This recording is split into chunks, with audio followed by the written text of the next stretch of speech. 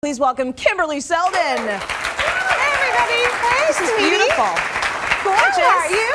I'm good. Don't I'm you happy look you invited sassy me. in that hot pink? I like that. Thank you. It's nice to brighten it up in the winter I months, think right? we need it. Yeah, I do. A little bit of sunshine. Yeah. So I'm happy you invited me to your beautiful home here. My This is little lovely. New York, my urban pied-à-terre. Isn't I this love sexy? it. It's really hard when you want to talk about New York style because, of course, everybody's from everywhere. Nobody's really born in New York City, or at least most people aren't. So there's a lot of styles that come from somewhere else. But I think what makes New York City so exciting and so special is its industrial vibe, which has been popular, of course, here in Canada. So this is great. It works for us. And we wanted to bring in a set that sort of spoke to that, mixing the industrial with the creature comforts of home, because that's really important to us as well. So we went to Avenue Road, found this curved sofa, which is a luxury item right away. Because This isn't is it the gorgeous? most cool piece I've ever seen. There's something very retro about it, and I don't know if it's just the color. But there's something very modern about it too. It has It's kind so of a cool. 60s vibe, which I Yeah. think suits really. It's sophisticated, it's contemporary. I love the shape of it. It's a nice soft alternative to those hard clunky sectionals that a lot of people will rely on. Yeah, so I think totally. it's beautiful, and it really helps to soften a space. One thing that we think about when we think about New York style is how masculine it often is. And when you introduce curves into a masculine space, it helps soften psychologically. So it's kind of interesting to have that masculine look, but nice curves like the sofa, like the round table in front as well. Yeah, I like the fact that we have curves, don't you? I'm kind of stuck with mine. Whatever, So own it. We're curvy, own Exactly, it. It's exactly. good.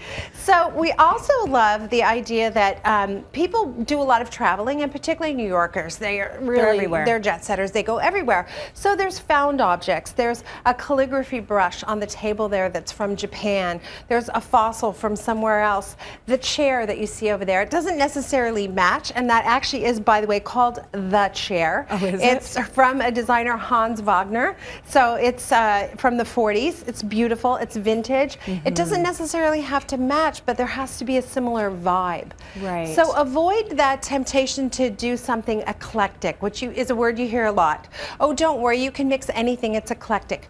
No, not true. Wrong. You would never dress eclectically. You would never wear flip-flops and a fancy party dress and a baseball hat, right? No, it would look like you forgot your medication. So you don't want to do that to your house either. You pick kind of a thread and a vibe and you stick with it. So that's one thing I think if I had to sum up New York City style, it's about confidence. New Yorkers are extremely confident. It's in everything you meet about them. I find them super friendly. Yeah. And we are, in fact, one of my favorite New York designers, I'm going to grab this book, is a guy named Vincent Wolf. Never been trained, by the way. So for those interior designers who are watching the show and they get really hung up on they didn't go to the right school, don't worry about it. This guy is fabulously talented, never did any training. And when we do our 14th Design Express trip, which is coming up, you know how I take people every year to a different city? Yeah. We're doing New York City this year. Wow. We're going to Vincent Wolf's house. Amazing. Hello. So that's going to be really fun. April 30th to May 4th. So if you want to learn more about interior design in New York City and step inside some private homes, come with us to New York City. That's going to be a good one, Kimberly. I got to get on one of these Design Expresses. You got to come. Here's call the other in sick. thing. I'll call in sick for you. Okay, no one will notice. Nobody will Just notice. call in sick.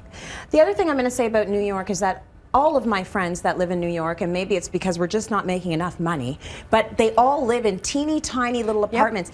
It seems to be the thing. You know, unless you are a millionaire, you've got sort of a tiny space, and I've noticed that's what's happening here with this furniture as well. They are small spaces because real estate is expensive, but what I think is key, and I'm glad you brought it up, is they're not timid spaces. So even though they're small, big statement pieces like the feather headdress on the wall, big so cool. artsy art lamp pieces like this one, this 3-prong lamp that you can move around. It's got a dimmer switch on the foot.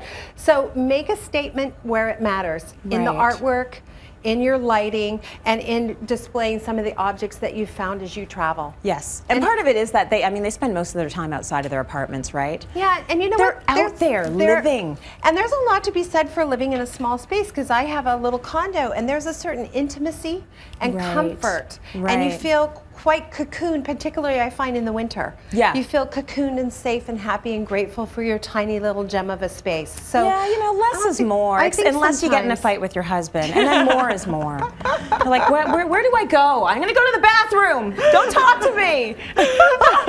Well, if New York style isn't your thing, how about the Far East? Take a look at this condo Kimberley designed. It is very zen.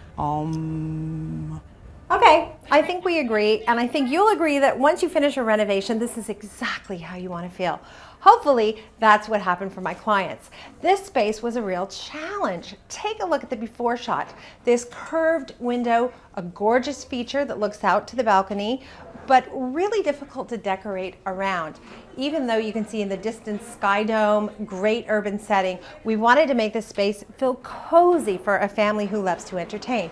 There's also the issue of a column placed almost exactly where you wouldn't want to have a column. And this happens a lot with condominiums. So what we decided to do is to create a conversation area that was really cozy, and we anchored that with the sectional you see here in the mink gray. Really warm and toasty, added some color with the salmon, the navy, and the smoky blues. The coffee table is another feature that sort of highlights the fact that these particular clients love to travel, and they love everything Asian, particularly Japanese and Indian. Now, one of my favorite parts of decorating for any customer is choosing the artwork, and these guys let us have some fun. I found this bronze feather, and you can see it really fills that wall nicely and makes a really strong statement, as does our Buddha. And then behind the sofa, as you enter the living room, we've got a low sofa table, a beautiful Asian bench, creating a welcoming atmosphere as you come toward the room.